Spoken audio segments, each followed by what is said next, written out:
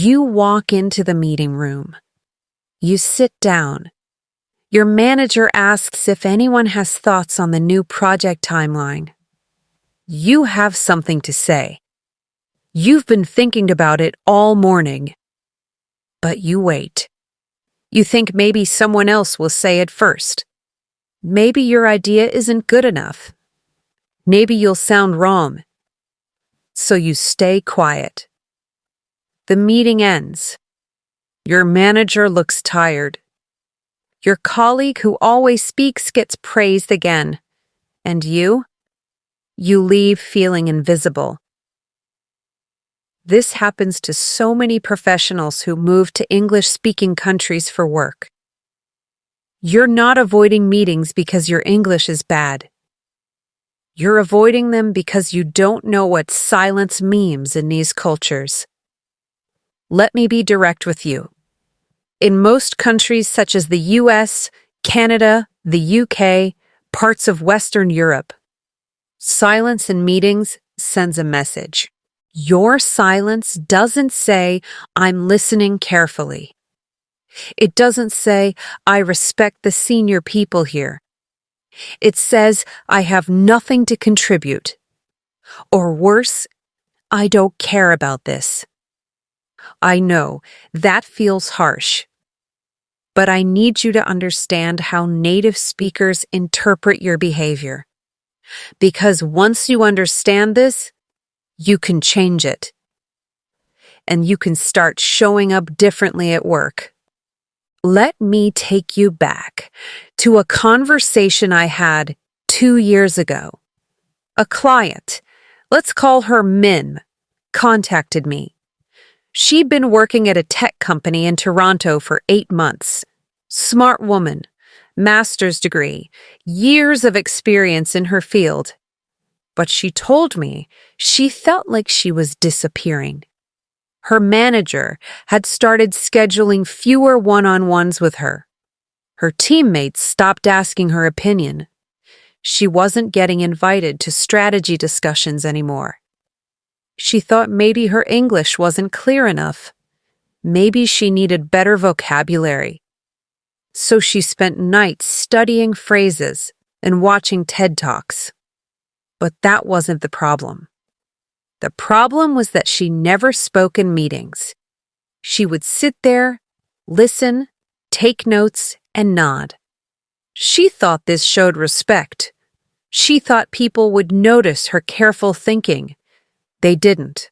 They noticed her silence. And they filled it with their own interpretation. She's not interested. She doesn't have ideas. She's not leadership material. This is what I mean when I say your silence sends a message. You think you're being polite.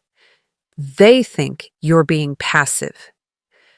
Now let's talk about why this happens. It's not about English. It's about cultural expectations around communication. In many cultures, silence is valued. Staying quiet in a meeting shows you're thoughtful. It shows you respect hierarchy. It shows you're not trying to show off. But in the US, Canada, the UK, and many parts of Western Europe, meetings operate differently. These cultures value what's called verbal participation. That means speaking up is not optional. It's expected. If you're in the meeting, people assume you have something to say.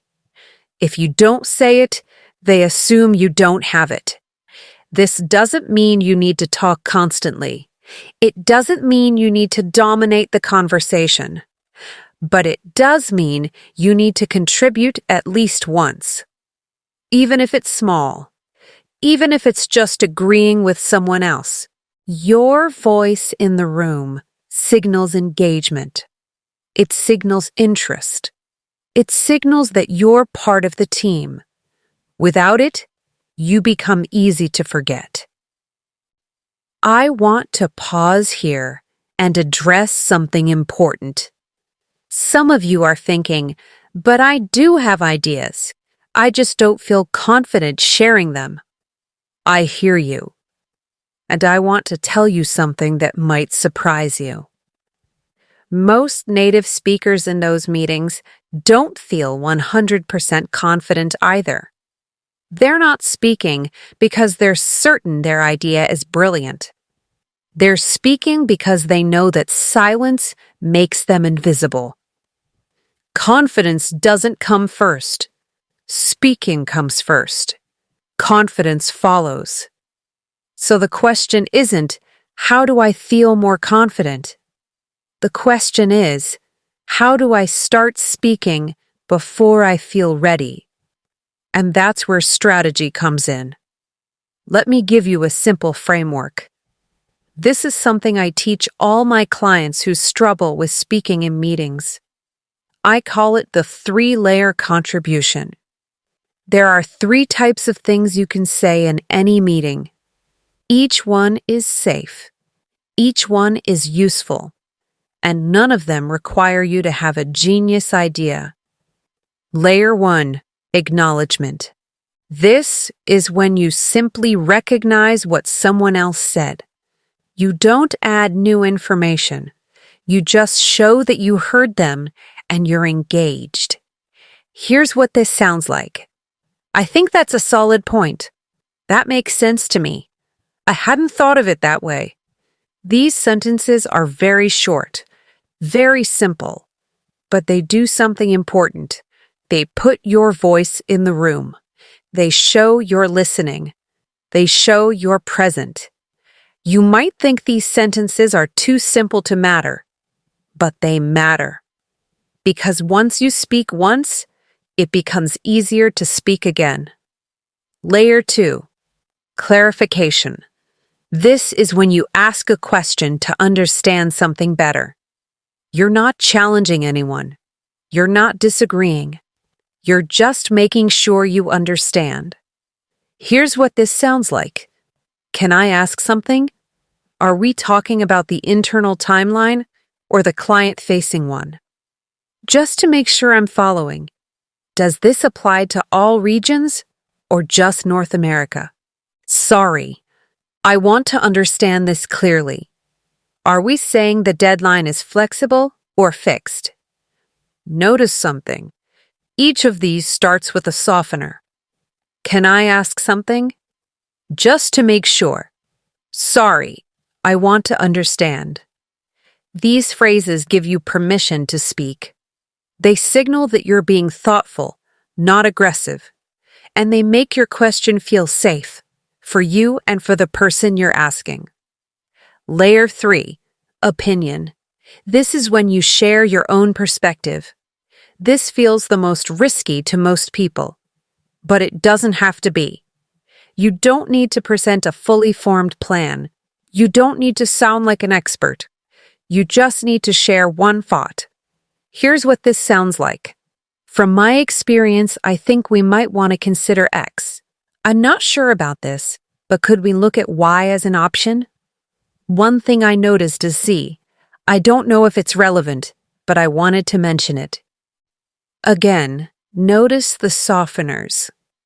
From my experience, I'm not sure about this. I don't know if it's relevant. These phrases protect you. They show you're being thoughtful, not arrogant. They make it easier for people to respond to you without feeling defensive. Now I need to be very clear about something. I'm not asking you to fake confidence. I'm not asking you to pretend you know more than you do. I'm asking you to give yourself permission to participate, even when you're not certain, even when you're still learning. Because here's the truth.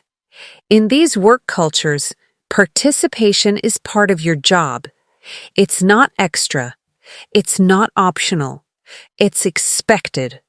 If you stay silent, you're not protecting yourself. You're making yourself vulnerable.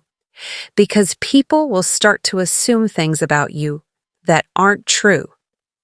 Let me tell you what happened with Min. After we worked together for a few weeks, she started using the 3-layer framework. She didn't try to do everything at once. She started small. In her next meeting, she said one sentence, just one. I think that's a solid point. That's it. The week after, she asked a clarification question. Just to make sure I'm following, are we prioritizing speed or quality here? Her manager looked at her and said, "Good question. Let me clarify that for everyone." That moment changed something for her. She realized her voice had value, not because she said something brilliant, but because she participated. 3 months later, her manager scheduled a one-on-one with her. He told her he'd noticed she'd become more engaged. He asked if she'd be interested in leading a small project. She said yes. That's what happens when you stop staying silent. Now let's talk about timing, because one of the biggest fears people have is, when do I speak? What if I interrupt someone? Here's the truth. In meetings in the US, Canada, and the UK, people do interrupt each other. Not rudely, but they do overlap. They jump in when they have something to say. This feels chaotic if you're not used to it. It might feel rude, but it's normal in these cultures.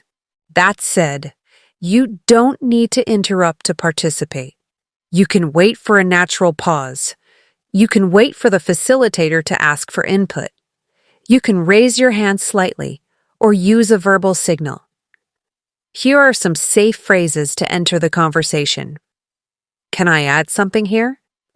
If I could jump in for a second, I have a thought on this, if that's okay.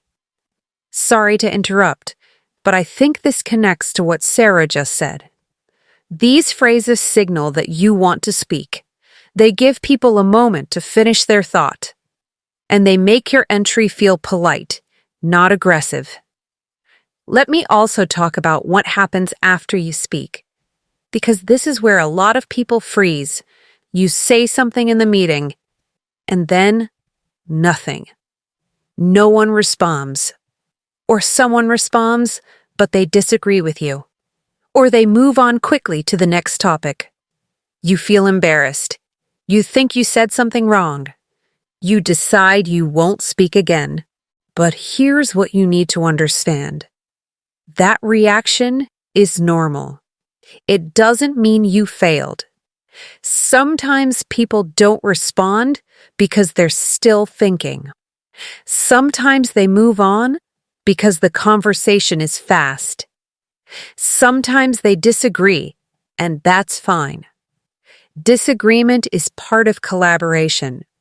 Your job is not to say something perfect. Your job is to contribute. Even if your idea doesn't get used, you've shown up. You've participated. You've made yourself visible. Now I want to address something else. Some of you are thinking, but I don't have anything valuable to say. Everyone else seems smarter than me. Let me be very direct. That feeling is not about your intelligence. It's about your uncertainty in a second language and a new culture. Native speakers don't always have better ideas than you. They just have more confidence in expressing half-formed thoughts. They're used to thinking out loud. They're used to being wrong sometimes and moving on. You're used to preparing everything perfectly before you speak. You're used to staying quiet unless you're certain. That worked in your previous environment. It doesn't work here. So you need to retrain yourself. You need to practice speaking before you're ready. You need to practice contributing even when your idea isn't fully developed.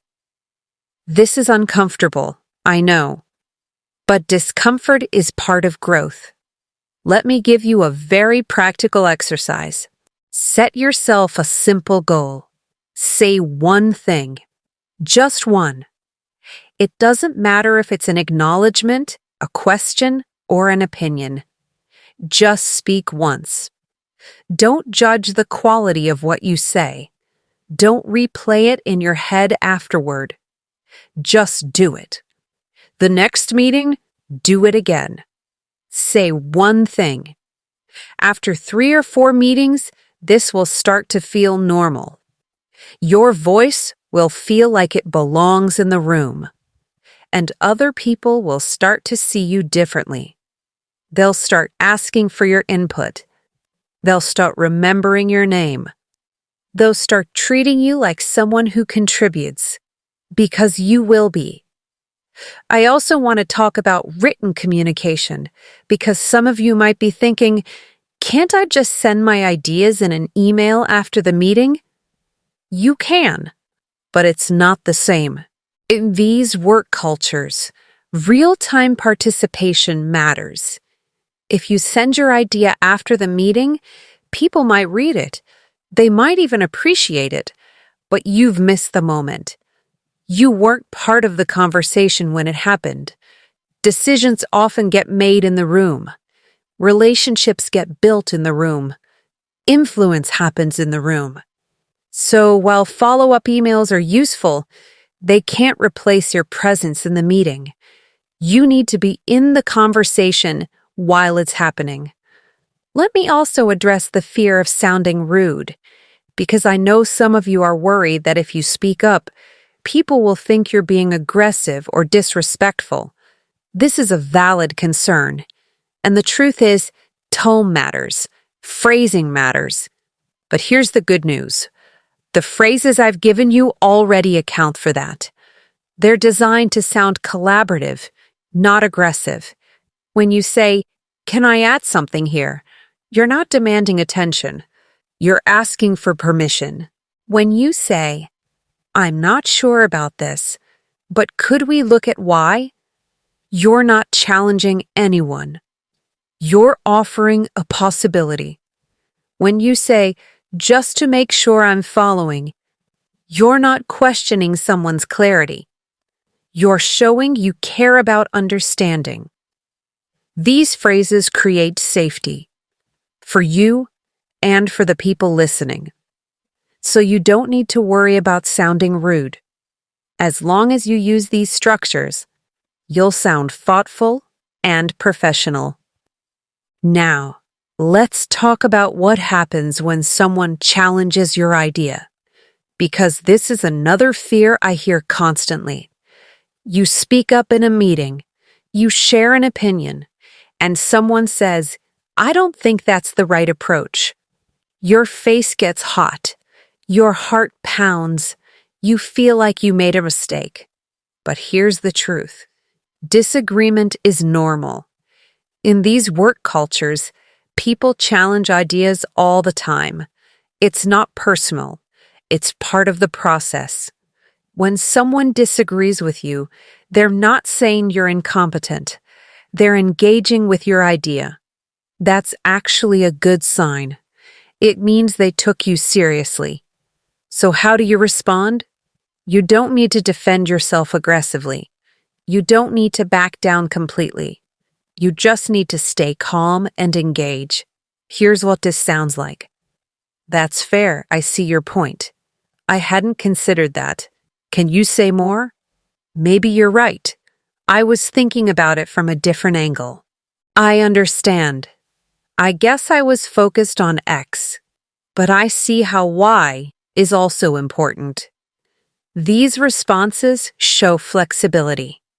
They show you're open to other perspectives, and they keep the conversation moving forward. You don't lose credibility when someone disagrees with you. You lose credibility when you stay silent and never participate at all. I also want to address something I see often. Some of you are waiting for the perfect moment to speak. You're waiting until you have something really impressive to say. But that moment rarely comes. And while you're waiting, the meeting moves on. The decision gets made. and you said nothing. Here's what I want you to understand. There is no perfect moment. There's only the moment you choose to speak. You don't need to wait for a brilliant idea. You don't need to wait until you're 100% confident. You just need to pick a moment and start. The first time will feel hard. The second time will feel slightly easier. By the 10th time, it will feel normal. But you have to start. Let me also talk about body language, because your silence isn't just about words. It's also about how you show up physically. If you're sitting in a meeting with your arms crossed, looking down at your notebook, avoiding eye contact, you're sending a signal. You're saying, I'm not part of this. Even if you do speak once or twice, your body language might be contradicting your words. So here's what I want you to do. Sit up. Keep your posture open. Make eye contact with the person speaking. Nod when you agree.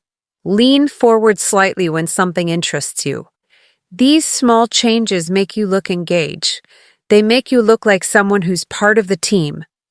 And when you do speak, people will already see you as someone who's present. Now let's talk about meetings where you genuinely don't have anything to add. Because sometimes that happens. Sometimes the topic isn't relevant to your work. Sometimes you don't have enough context. In those cases, you still have options. You can ask a clarifying question. You can acknowledge someone else's point. You can simply say, I don't have direct experience with this, but I'm interested to learn more. These small contributions keep you visible. They show you're engaged, even if you're not leading the conversation. Because remember, silence is interpreted, and most of the time, it's not interpreted the way you want it to be. Let me tell you about another client. His name was Joon. He'd been working at a marketing agency in London for over a year. He told me he felt stuck. He wasn't getting promoted. His manager kept giving important projects to other people. When I asked him about meetings, he said he usually didn't speak. He told me, I listen first. I think about what people are saying. Then, if I have something really good, I speak. I asked him, how often do you have something really good? He paused. Maybe once a month.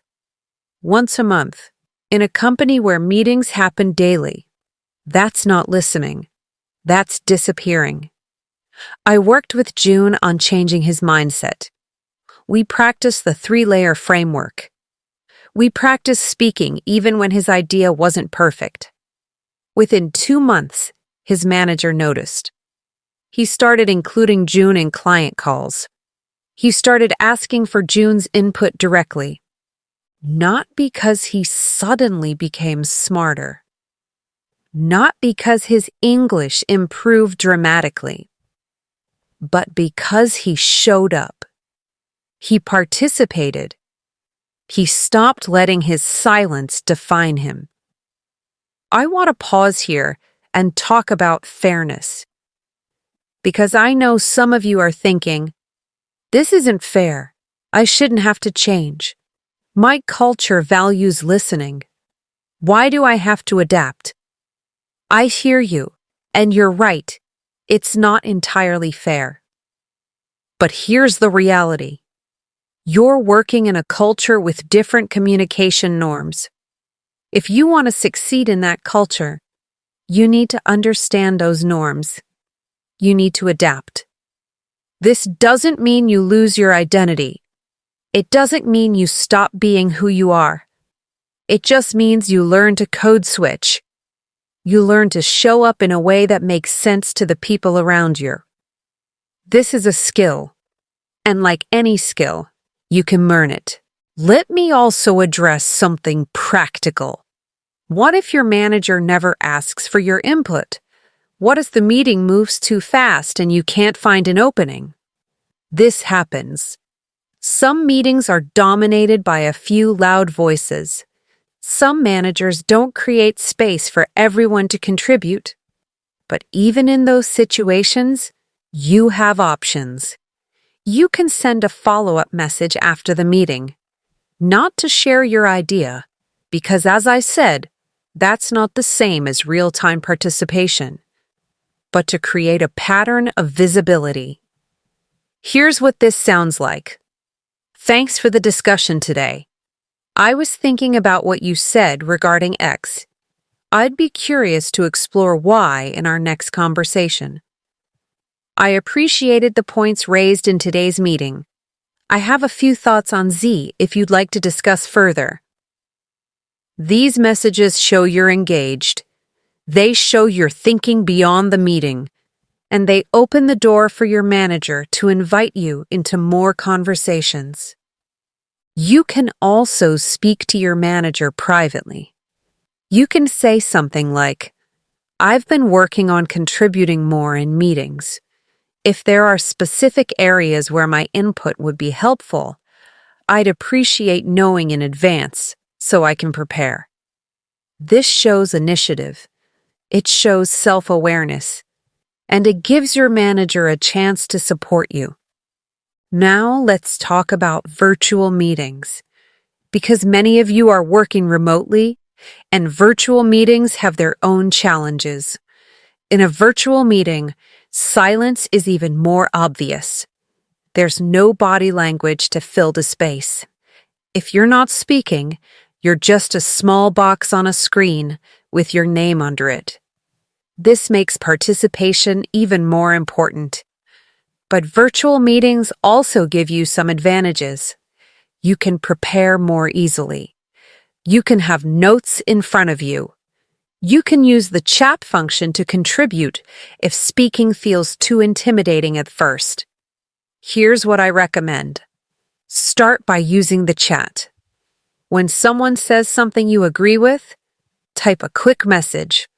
"Great point. I agree with this. This makes sense to me." This gets your name visible. It shows you're paying attention, and it's less intimidating than speaking out loud. Then, when you feel ready, unmute yourself and speak. Use the same 3-layer framework. Start with acknowledgement or clarification. Build from there. Virtual meetings also make it easier to find an opening. Most platforms have a raise hand feature. Use it. When the facilitator calls on you, you'll have a clear moment to speak. Don't overthink it. Just raise your hand and say something.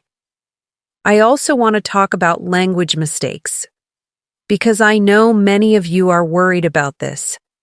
You're worried that if you speak, you'll make a grammar error or use the wrong word and people will judge you. Let me be very clear. Small language mistakes do not matter as much as you think. Native speakers make mistakes too. They use the wrong word. They stumble over sentences. They lose their train of thought. What matters is that you're contributing. What matters is that you're engaged. If you make a small grammar error, most people won't even notice. And if they do notice, they won't care. They're focused on the content of what you're saying, not the structure of your sentence. So don't let fear of mistakes keep you silent. Mistakes are part of communication. Everyone makes them. Let me give you another practical tool. I want you to prepare one sentence before every meeting. Not a speech, just one sentence. Look at the meeting agenda. Think about the topic. Write down one contribution you could make. It could be a question. It could be an opinion. It could be an acknowledgement of someone else's work. Just one sentence. Then, in the meeting, say that sentence. Even if the conversation moves in a different direction, even if it's not the perfect moment, Just say it. This removes the pressure of thinking on the spot. It gives you a clear goal, and it makes participation feel achievable. Over time, you'll need this preparation less and less, but in the beginning, it helps. Now, let's talk about what happens outside of meetings. Because your silence doesn't just affect how people see you in the room. It affects how they see you as a colleague. If you're not speaking in meetings, people assume you're not speaking anywhere. They assume you're not interested in collaboration. They assume you prefer to work alone. This might not be true, but perception shapes reality. So even outside of meetings, you need to make yourself visible. You need to contribute to conversations. You need to show that you're part of the team. This doesn't mean you need to be chatty. It doesn't mean you need to attend every social event. But it does mean you need to engage. When someone asks, "How's your project going?" don't just say fine. Share a detail. Share a challenge. Share something you learned. When someone shares a success, don't just nod. Say something. "That's great. How did you approach that?" "Congratulations. That must have taken a lot of work." These small interactions build relationships. They make you memorable. They make people want to work with you. I want to end by talking about the long-term impact of your silence. Because this isn't just about one meeting. This is about your career. If you stay silent, you stay invisible. If you stay invisible, you don't get opportunities. You don't get promoted. You don't get included in important decisions. And over time, you start to believe that you don't belong. You start to think that maybe you're not good enough. Maybe you're not leadership material. But that's not true. The truth is you've been trained to communicate in a way that doesn't match the culture you're working in. And now you need to retrain yourself. This is hard. I'm not going to pretend it's easy. It requires you to step outside your comfort zone. It requires you to risk feeling awkward or uncertain. But the alternative is worse. The alternative is staying stuck. The alternative is watching other people get the recognition and opportunities you deserve. You have valuable ideas. You have important perspectives. But if you don't share them, no one will know. So here's what I want you to do. In your next meeting, I want you to say one thing, just one. Use one of the frameworks I've given you. Start with acknowledgement, if that feels safest. Ask a clarifying question. Share a small opinion. Don't judge yourself. Don't replay it afterward. Just do it. Then do it again in the next meeting, and the next. Over time, your voice will become part of the conversation.